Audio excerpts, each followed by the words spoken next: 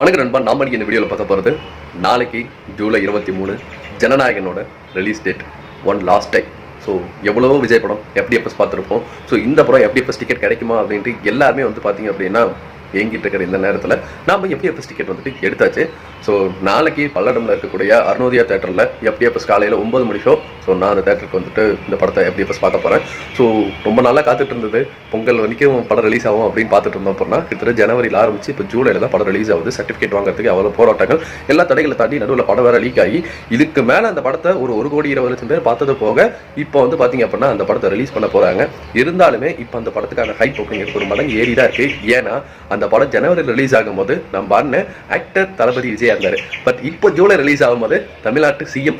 So இந்த ஒரு title card பார்க்கறதுக்காகவே ஏராளமான ரசிகர்கள் ரொம்ப ஆவலாக காத்துட்டு இருக்கிறாங்க. ஸோ படத்தில் சென்சார் சர்டிஃபிகேட்டுக்கெல்லாம் விசில் அடிப்போம் அப்படின்ட்டு வீடியோ எடுத்து போட்டுட்டு இருக்கிறாங்க. இதை தொடர்ந்து டைட்டில் கார்டு வரும்போதெல்லாம் தேட்டர் பிளாஸ்ட் ஆக போகுது. ஸோ தளபதி கச்சேரி, ராவண மோண்டா, பாட்டு, பிஜிஎம் அப்படின்ட்டு அனிருத் அவரோட சம்பவத்தை சிறப்பாக பண்ணியிருப்பாரு.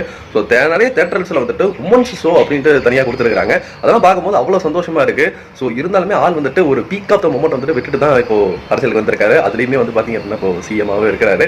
ஸோ எல்லாருமே நாளைக்கு ஒரு பார்த்து செலிப்ரேஷன் பக்காவாக பண்ணுங்க. ஸோ நீங்கள் FDFS டிக்கெட் எடுத்துட்டீங்களா? என்ன ஷோ டைம் எடுத்திருக்கீங்க? எந்த ஊரில் எந்த தேட்டரில் பார்க்க போறீங்களோ நம்மளோட கமெண்ட் செக்ஷனில் தட்டி விட்டுருங்க. படம் பார்த்துட்டு நாளைக்கு பேசுவோம். நன்றி, வணக்கம்.